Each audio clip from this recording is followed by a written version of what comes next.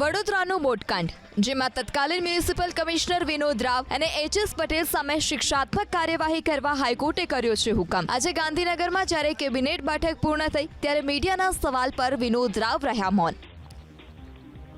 Sir, high court ने जो बोला है उस पर कुछ कहना चाहेंगे? વડોદરાના તત્કાલીન બંને મ્યુનિસિપલ કમિશનર પર આરોપ છે કે મેસર્સ કોટિયા પ્રોજેક્ટ પાસે જરૂરી લાયકાત ન હોવા છતાં બંનેએ જાતે જ પ્રોજેક્ટને મંજૂરી આપી। તો આ મામલે રાજ્ય સરકારના પ્રવક્તા મંત્રી ઋષિકેશ પટેલે પ્રતિક્રિયા આપી કે હાઈકોર્ટના હુકમ અનુસાર સરકાર ચોક્કસ કાર્યવાહી કરશે। આ તરફ વડોદરામાં પીડિત પરિવારજનો પોતાના વકીલ સાથે પોલીસ ભવન પહોંચ્યા। પીડિત પરિવારોની માંગ હતી કે વિનોદ રાવ અને એચ.એસ. પટેલ સામે ગુનો નોંધવામાં આવે।